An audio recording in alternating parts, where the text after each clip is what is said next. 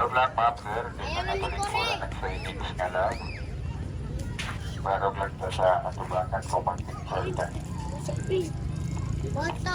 Hi guys, I'm Kendall Clement. Welcome back to Gallivanting Kendall.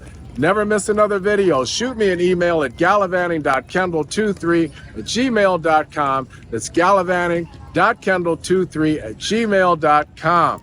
That email address is in the show notes and at the bottom of your screen if your closed captioning is turned on. Today, we're going to talk about the weather in the Philippines. Hit like and subscribe, and let's ride.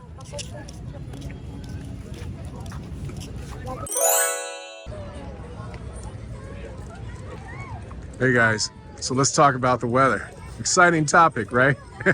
But it is an important one because I'm going to tell you something.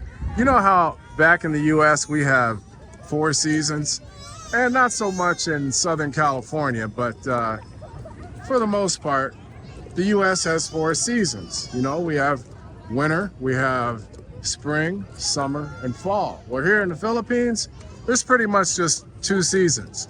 The wet season and the dry season. And the wet season, the rainy season, generally starts in June. Yeah, it starts in June, goes till about November or December. Sometimes it'll stretch into January. Now, see, if you look at the sky today, earlier today it was sunny and kind of warm. 87 degrees is what my Apple Watch said while I was working out in my gym on my rooftop. 87 degrees, 74% humidity. That's something you're gonna have to get used to, is the humidity. I'm pretty much used to it because my gym is outside and you know, I'm out there several days a week working out. But you know, 86, 87 degrees, that's kind of cool. Honestly, that's kind of cool for midday. Now, the skies were very clear, as opposed to now, there's clouds in the sky and it rains. It looks like it could rain. Doesn't mean it's going to, but it could. Now, here's the thing about the rain in the Philippines, you guys. It can last like 10 minutes or 1 hour, and it'll pass. It always passes. Most of the time, it always just passes overhead here in Cebu. And what happens is, if people are in the supermarket or in a mall and they're coming out or they're near an entrance, you come out and they see the sky is crying, right? Little Stevie Ray Vaughan there. And, you know, the rain is coming down. They will wait underneath the awning, underneath the shelter. People will sit there and they will wait for the rain to subside, to go away, or to go down, or to dissipate so that it's light enough that they can walk in it without getting too wet, which is kind of weird, right? Because when it rains in a lot of places in the US, it can rain like all day, all night, and it can do that here too, but not so much here in Cebu. Pretty much it just passes overhead, like I said, anywhere from 10 minutes to 1 hour. Now, there are some times when it can rain the entire day, and also a common thing here in this area, well, in the Philippines in general, are typhoons. Very, very common. And earthquakes. Earthquakes aren't part of the weather, but they do happen in the Philippines. Now, as you know, in the US, we call them hurricanes.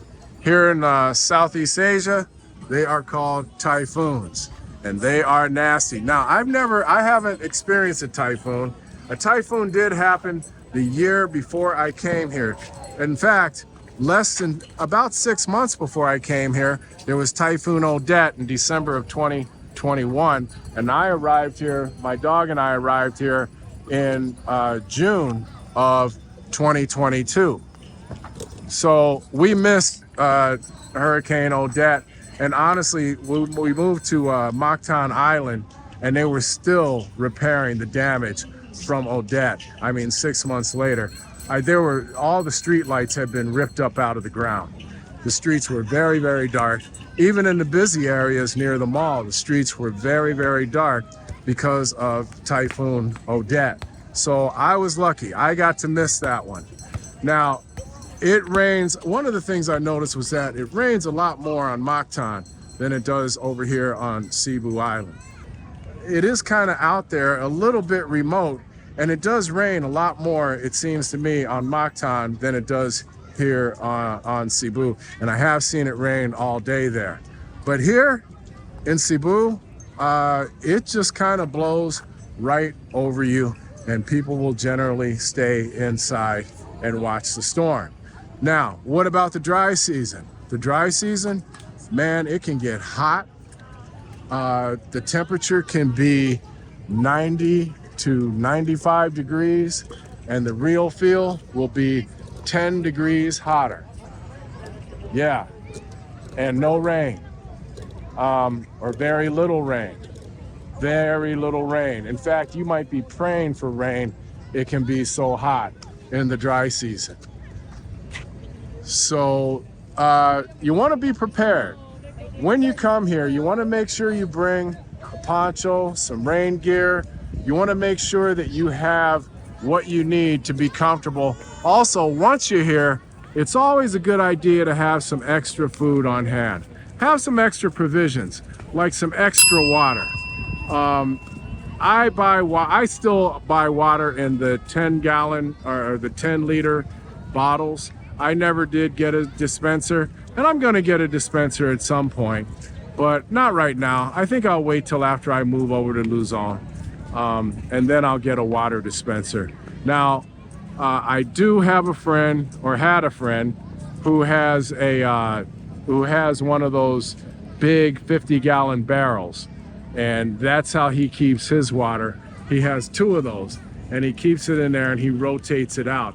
He pumps it into those 5-gallon water bottles, and he has a dispenser. So he uses a pump in his 50-gallon water barrels, and he replenishes the barrels as he pumps the water out of the barrel into the 5-gallon bottles.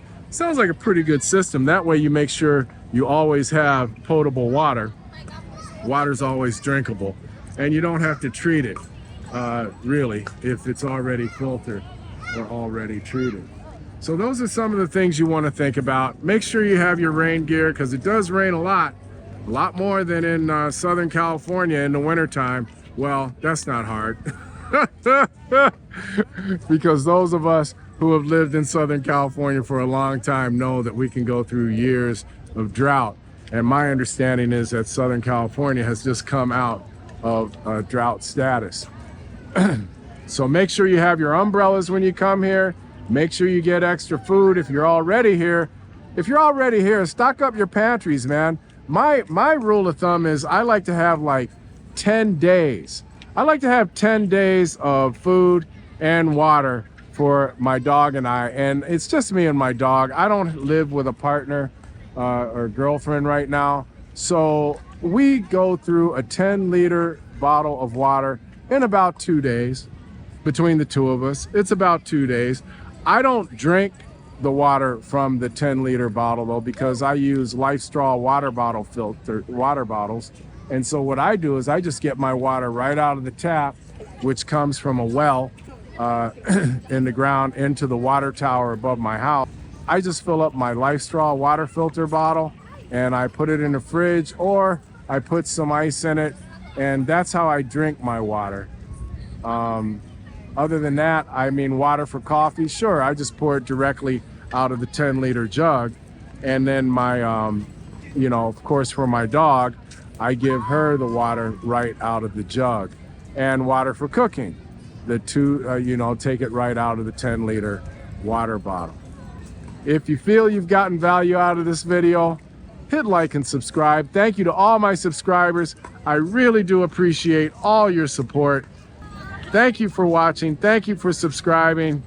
Shoot me an email at gallivanting.kendall23@gmail.com. It's gallivanting.kendall23@gmail.com. And as always, take care of each other and give somebody a great day.